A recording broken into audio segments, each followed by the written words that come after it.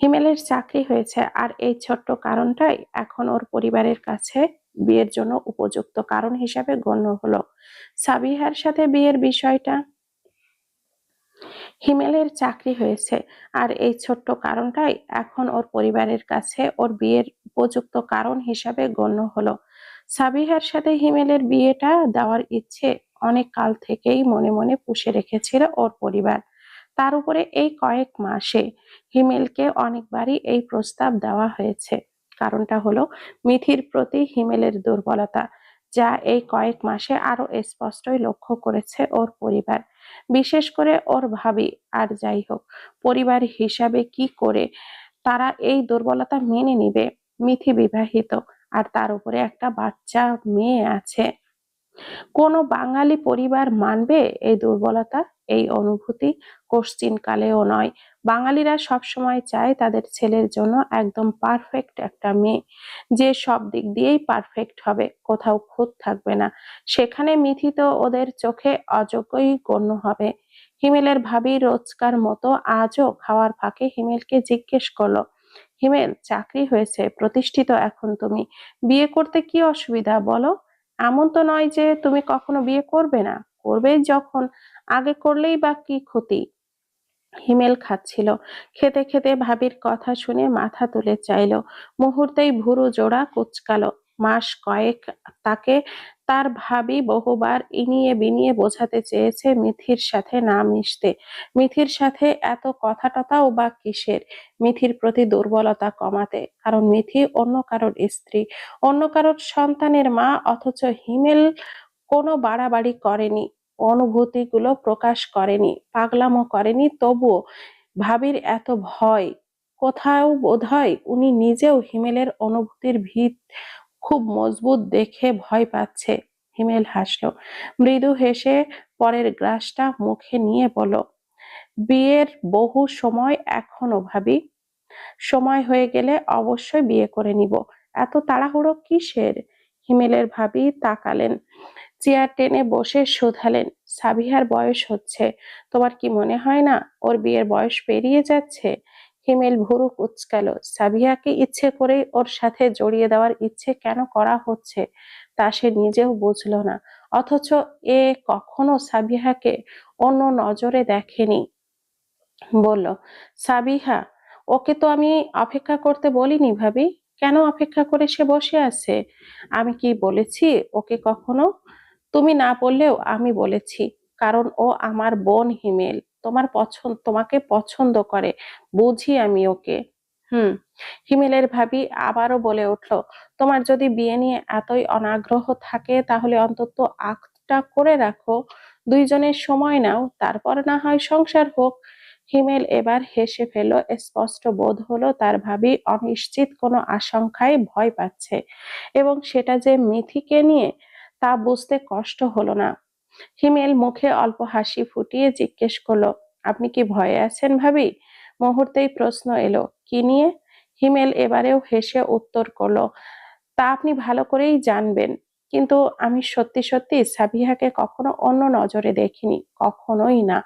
তো কাকে দেখেছো? মিথিকে? উত্তরটা জানেন আপনি? এই পর্যায়ে বোধহয় তার ভাবি একটু হলেও অসন্তুষ্ট হলো, মুখ চোখে ফুটে উঠল স্পষ্ট বিরক্তির ছাপ। সে জানে মিথি ভালো মেয়ে, হিমেল ভালো ছেলে, এবং কোথাও একটা এই দুইজনের প্রতি তার একটা ভালো লাগাও আছে। তবু এই মুহূর্তে দাঁড়িয়ে হিমেল মিথিকে এখনো পছন্দ করে, উত্তরটা সহ্য হলো না। বলল, জানি বলেই জিজ্ঞাসা করছি, ওকে অন্য নজরে দেখেছো ভালো, কিন্তু ওকে বিয়ে করবে তুমি, বিয়েটা তো সম্ভব নয়। আর এমন তো নয় যে তুমি আজীবন ওর জন্য বিয়ে না করে থেকে যাবে, ওইসব শুধু আবেগ হিমেল, বাস্তবতা ভিন্ন। হিমেলের কণ্ঠ এবার যথেষ্ট গম্ভীর শোনালো, দৃঢ় এবং গম্ভীর স্বরে সে জানালো, মিথি কখনো আমার আবেগ ছিল না ভাবি, কখনো সো কোল্ড আবেগে পরিণত হবেও না। আর এই যে বলেন বিয়েতে সম্ভব নয়, অথচ সম্ভব হলে আমি মিথিকে অনেক আগেই বিয়ে করে নিতাম, ওকে আগলে নেওয়ার দায়িত্ব নিয়ে নিতাম এক মুহূর্তেই। আমি শুধু আবেগে ভেসে ওর প্রতি অনুভূতি রাখিনি, বরং আমি অনুভূতি বলতেই জেনেছি আস্ত এক মিথিকে। বিপরীত মুখেই উত্তর এলো, এক বাচ্চার মা ও তবুও মিথিকে বিয়ে করার আগ্রহ কি করে পাও হিমেল? যদি স্বামীর সাথে ছাড়াছাড়ি হয়েও থাকে, তবুও তো দিন শেষে মিথি ডিভোর্সি মেয়েকে বিয়ে করবে ঠিক কি কারণে? তোমার কি কম আছে? হিমেলের মুখ স্থির, দৃষ্টি স্থির। উত্তর করলো, কারণ ওই একজনই আছে যাকে আমি আমার সমস্ত অনুভূতি দিয়ে বসে আছি। ওই একজনই আছে যাকে ছাড়া আমি অন্য কাউকে জীবনে বসানোর কোনো কথা কখনো ভাবিনি, যাকে আমি কখনো ভুলতেই চাইনি। কি বোঝাতে চাইছো? হিমেল হাত দিয়ে উঠে পড়লো, যাওয়ার আগে শুধু বলল, মিথি ব্যতীত অন্য কাউকে জীবনে জড়ানো সম্ভব নয়, এটাই স্পষ্ট করে বোঝাতে চাইছি। জেনে শুনে নিজের বোনকে দুঃখের দিকে ঠেলে দিবেন না, কারণ আমি ইতিমধ্যে জানি একপাক্ষিক ভালোবাসার যন্ত্রণা ঠিক কতটুকু গাঢ় হয়। আদ্রর মায়ের ঘরের সামনে দিয়ে যাচ্ছিল, হুট করেই মনে হলো মায়ের সাথে তার গল্প করা উচিত, কথা বলা উচিত। তার মা কেমন অনুভূতিহীন হয়ে যাচ্ছে বোধহয়। আদ্র খেয়াল করেছে। আদ্র পকেট থেকে হাত গুজে মায়ের রুমে এলো, অথচ মাকে রুমের কোথাও না দেখে দু পা বাড়াতে নিতেই পায়ে বাঁধলো একটা দুমড়ে মুচড়ে রাখা গোল হওয়া কাগজ। আদ্র ভুরু কুঁচকালো, নিচের দিকে চেয়ে বুঝলো এটা কাগজ। অনেক অবহেলায়, রাগ, জেদ মিশিয়ে কেউ দুমড়ে মুচড়ে ফেলে দিয়েছে, এবং ফেলে দেওয়া মানুষটা যে তারই আম্মু তা বুঝতে কষ্ট হলো না আদ্রর। আদ্র কাগজটা হাতে নিল, দুই হাত মেলে ধরে দৃষ্টি ফেললো। মুহূর্তেই চোখে ভাসলো মায়ের সুন্দর হাতের লেখায় চিঠি। প্রিয় আমজাদ, এই নিয়ে চতুর্থবার তুমি আমার গায়ে হাত উঠালে। চতুর্থবার। তুমি বোধহয় খেয়াল করনি আমার গালে তোমার 5 আঙ্গুলের ছাপ বসেছে আমজাদ। স্পষ্ট দাগ ফুটে উঠেছে, ঠোঁটের এক কোণে কেটে গিয়েছে বিশ্রী ভাবে। অথচ এই তুমিই একটা সময়ে আমার শরীরে ফুলের টোকাটাও অবধি পড়তে দিতে না। কতটা আদর, যত্ন, ভালোবাসায় আগলে রাখতে।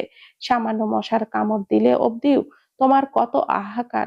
আজ কোথায় সেই সব ভালোবাসা আমজাদ? বয়সের সাথে মরে গেছে কি তা? আমি নাকি সৌন্দর্য হারাচ্ছি বলেই ভালোবাসা বিলীন হয়ে গেল আমজাদ? আসলে বয়স হলো তো, এককালের সৌন্দর্যে ভরা রূপ আর নেই। তোমাকেও বোধহয় এই কারণেই আর আকৃষ্ট করে ধরে রাখতে পারলাম না। তুমি ভ্রমরের ন্যায় অন্য ফুলের সৌন্দর্যে আকৃষ্ট হলে, ছুটে গেলে। হয়তো তাকেও আমার মতো করে আদর সোহাগে ভালোবাসছো, আগলে নিয়েছো, যত্নে রেখেছো। আর আমি ওই যে দিন শেষে মলিন হওয়া ফুলের ন্যায় ঝরে পড়েছি ক্রমাগত। তুমি খুব নিষ্ঠুর ভাবে পিষে দিয়ে গেলে আমায় আমজাদ, খুব নিষ্ঠুর ভাবে। আমি মেনে নিতে পারছি না। নিজের এই করুণ পরিণতি কি করে মেনে নেই বলো? যে মেয়েটাকে তার আব্বা মাথায় করে রাখতো, তার ভাই আদর যত্নে বড় করে তুললো, তার স্বামী যত্নে যত্নে মাথায় করে রাখলো সংসারের রানী হিসাবে, সেই মেয়েটা আজ জীবনের এই পর্যায়ে এসে স্বামীর হাতে মার খাচ্ছে, অবহেলিত হচ্ছে সামান্য একটা হাঁটুর বয়সী মেয়ের কারণে। কি করুণ পরিণতি দেখেছ আমজাদ? হাস্যকর, খুবই হাস্যকর। তবুও দেখো, এই সংসারের মায়া ভুলতে পারছি না। এত কালের সংসার আমার, কি করে ভুলি বলো? কি করি? কি করে ভুলি তোমার হাত ধরে এই বাড়িতে আসা? কি করে ভুলি তোমার সাথে অল্প অল্প করে গড়ে তোলা এই সংসারটা? কি করে ভুলি দুজনের একসাথে মিলে সেই ছোট্ট আদ্রকে বড় করে তোলা? আচ্ছা আমজাদ, তুমি কি ভুলে ভুলে বসেছো সবটুকুই? কি করে পারলে? আমি কেন পারছি না আমজাদ? আমায় কেন বিধাতা সেই শক্তিটা দিল না? আদ্রর গলা শুকিয়ে আসলো। তার আম্মু কি লিখলো এসব? কি লিখলো? কি বোঝালো? আদ্র আবারও পড়লো ওই লেখাটুকু, এবং আবারও টের পেল ওর গলা শুকিয়ে এসেছে, কণ্ঠ রোধ হয়ে আসছে। নিজের মায়ের এহেন আহাজারি নিজেই যেন সহ্য করতে পারলো না। নিজেই মনে মনে বলে উঠল, কি লিখেছো আম্মু? কেন লিখেছো এসব? শুধু তোমার অভিমানেই সব? সত্যি নয় তো? তুমি এইসব আব্বুর উপরে অভিমান নিয়ে লিখেছো, তাই না? এটুকু মনে মনে বলেই ও ঠোঁট নাড়ালো। বহু কষ্টে কণ্ঠ দিয়ে শব্দ বের করে ডাকলো সে, আমু।